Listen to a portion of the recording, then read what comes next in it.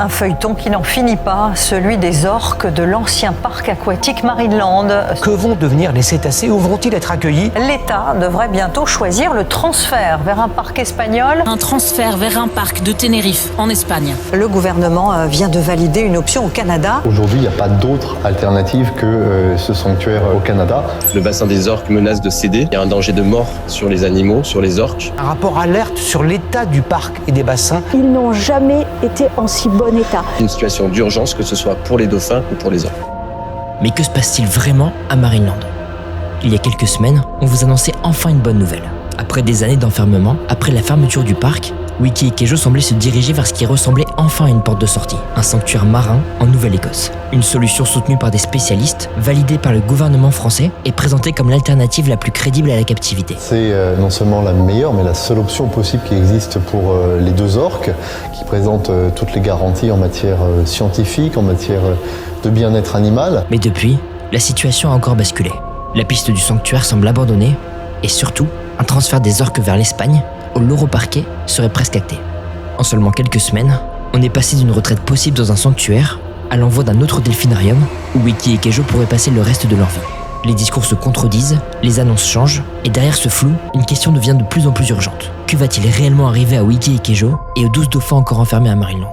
Parce qu'aujourd'hui, plus d'1 an après la fermeture du parc, les 14 cétacés sont toujours là, et leur avenir, lui, semble plus fragile et plus inquiétant que jamais.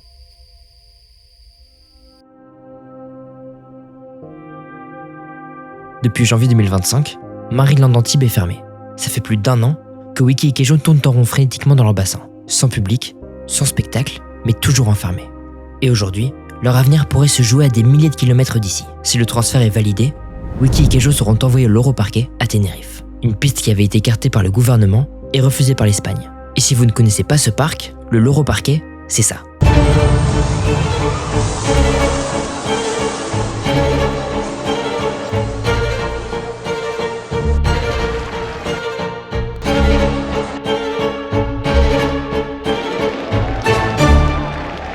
Un parc gigantesque, devenu l'une des attractions les plus connues de Tenerife. Il met en avant plus de 400 espèces animales et aurait accueilli près de 50 millions de visiteurs depuis sa création. Tout y est pensé pour impressionner, la taille du lieu, le nombre d'animaux, les spectacles et la mise en scène.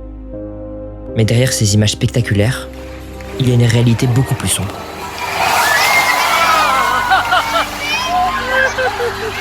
Depuis 2012, 5 orques sont mortes avec une moyenne d'à peine 14 ans alors qu'elles peuvent vivre jusqu'à 90 ans dans la nature. Le dernier à mourir était Keto, un mâle du parc en 2024. Il était tristement célèbre pour avoir tué le soigneur Alexis Martinez en 2009 pendant une répétition.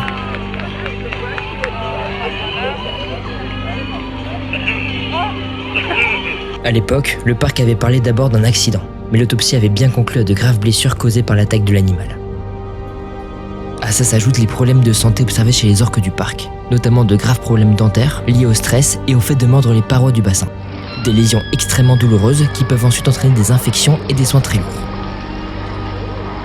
Pour Wiki et Kejo, être envoyés dans ce parc serait terrible. Elles intégreraient un groupe d'orques qui se connaissent déjà dans des bassins plus petits que ceux du Marineland d'Antibes, avec des spectacles et une musique assourdissante tous les jours.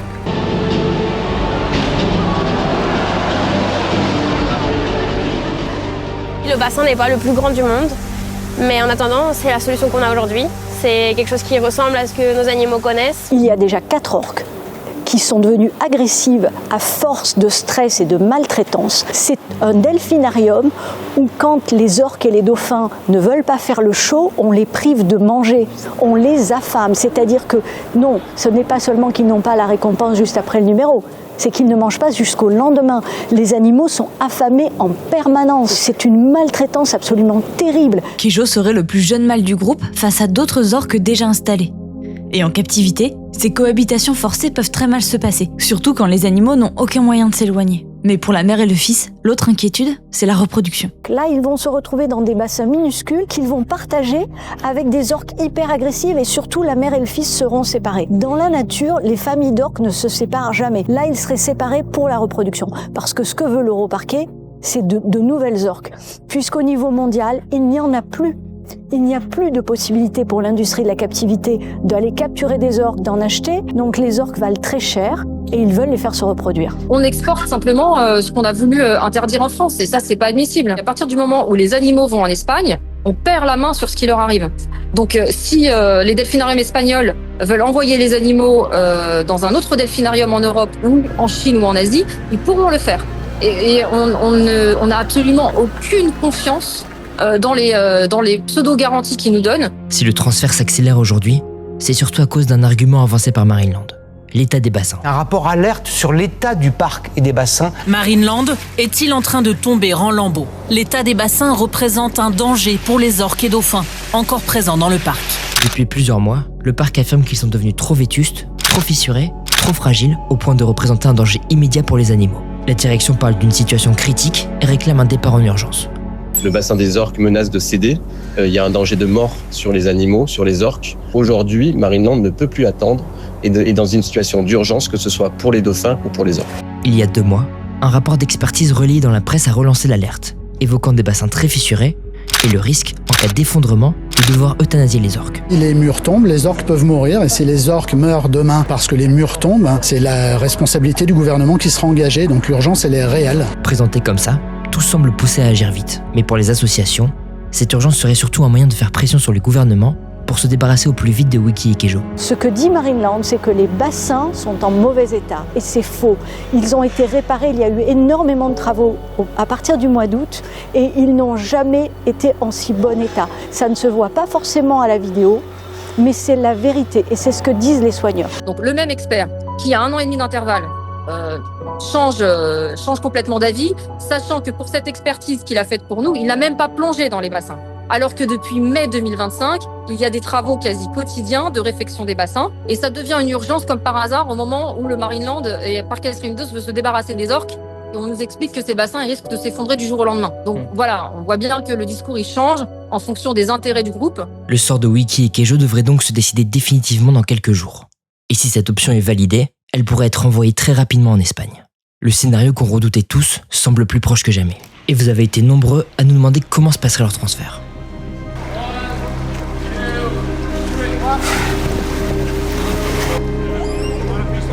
Concrètement, un transfert comme celui-là serait une opération très lourde. Wiki et Kejo, qui pèsent entre 3 et 5 tonnes, seraient sortis de leur bassin, puis installés sur des civières pour soutenir leur corps hors de l'eau. Elle serait ensuite transportée en camion jusqu'à l'aéroport de Nice, puis chargée dans un avion cargo pour rejoindre Tenerife avec 4 heures de vol. Pendant tout le trajet, elle resterait hors de l'eau, maintenue humide en permanence et surveillée par des vétérinaires. Plusieurs heures de manipulation, de transport, de bruit, de vibration, dans un environnement totalement inhabituel pour elle. Et à l'arrivée, tout change d'un coup. Un nouveau bassin, d'autres orques et aucun repère. Avec toujours la possibilité que Wiki et Kejo soient séparés.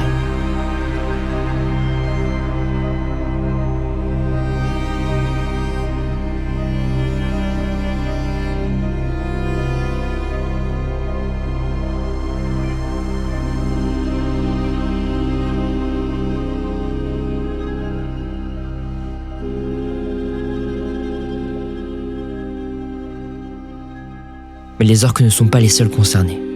Pendant que leur avenir se joue, celui de 12 dauphins, encore enfermés à Marineland, semble lui aussi se préciser, avec une destination qui divise déjà énormément, le zoo de Beauval. Le sort des 12 dauphins est acté. Ils seront transférés vers le zoo de Beauval, dans le Loir-et-Cher. Un complexe unique en Europe et même unique au monde. Selon les dernières annonces du gouvernement, le zoo de Beauval serait désormais acté pour eux. L'idée serait de maintenir les dauphins à Marineland encore quelques temps, puis de les transférer vers de nouvelles installations que le zoo promet d'ouvrir au printemps 2027. Sur le papier, le projet est présenté comme une solution plus stable, avec des bassins neufs et un accueil pensé pour ces dauphins. Mais pour beaucoup d'associations, le problème de fond reste exactement le même. Aujourd'hui, il y a 2 delphinariums en France. 2 delphinariums qui vont fermer parce que les gens ne veulent plus voir des dauphins captifs. Et on en ouvrira un 3e. Beauval nous a remis une charte qui stipule clairement qu'il y aura de la reproduction non commerciale. Ça n'existe pas, la reproduction non commerciale. Quand ils échangent des animaux, les zoos, il y a toujours un échange. Alors c'est du troc, ce n'est pas contre de l'argent, mais c'est contre d'autres animaux. Donc de toute façon, c'est du business, c'est commercial. One Voice privilégie plutôt une solution de sanctuaire à Tarente, en Italie. Cette solution de sanctuaire ouvre au mois de juin, elle est facilement duplicable, elle est légère et c'est l'avenir pour les dauphins. C'est un petit enclos de 2000 m2 provisoire avec des soigneurs qui vivront sur place. Cet espace est modulable. Ils n'ont pas voulu le faire plus grand pour pouvoir bien être proche des dauphins et s'en occuper. Mais ce qu'on oublie souvent, c'est que quand on voit cet espace et quand on voit les bassins de béton, c'est des murs et il n'y a rien à l'intérieur. Là, on a la mer, on a toute la vie marine, il y a les courants, il y a les marées, il y a tous les animaux qui peuvent interagir avec les dauphins. Et ce petit enclos, il est installé au milieu de 7 hectares. Et donc, à terme, une fois que les dauphins ont pris leur marque dans la mer, ils ont les 7 hectares rien que pour eux. C'est vraiment un projet pilote avec le but d'en créer d'autres très facilement.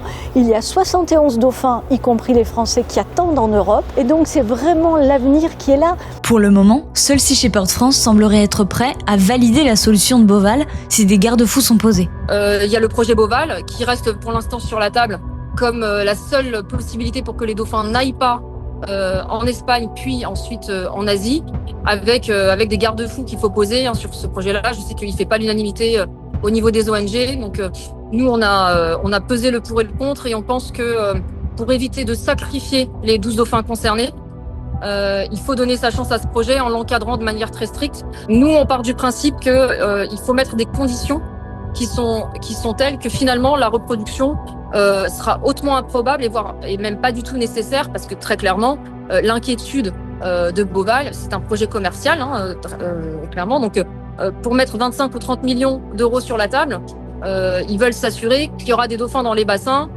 dans 15, 20 ou 30 ans. Et l'objectif, il est que ceux qui passent par Beauval puissent ensuite aller dans des sanctuaires et qu'on ait des solutions immédiates parce que même si des sanctuaires peuvent voir le jour, ce qu'on espère très rapidement, ça va se faire à un rythme qui est pas suffisant. On parle beaucoup du sanctuaire de Tarente en Italie qui devrait pouvoir ouvrir dès l'été prochain. Donc ça, c'est une très bonne chose parce que déjà, c'est un projet qui va pouvoir être dupliqué si ça se passe bien.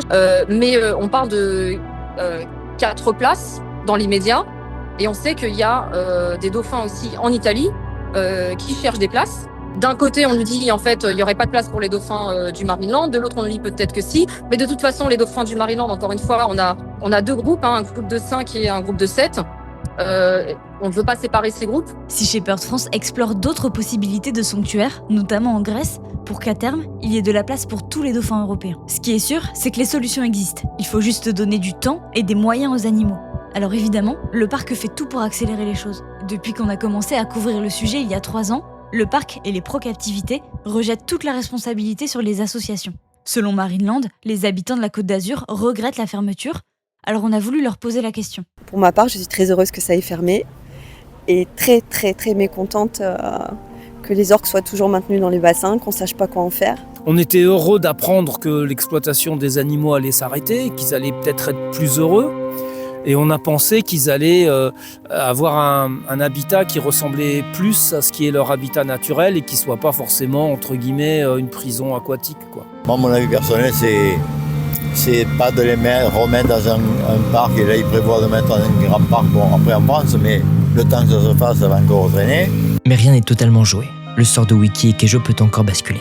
Il reste une possibilité, une autre voie, celle d'un sanctuaire. Mais pour ça, il faut que le sujet continue d'exister. Plus on en parle, plus on informe, plus on montre que ce transfert pose problème, plus les décisions peuvent évoluer. Et aujourd'hui, tout peut encore se jouer.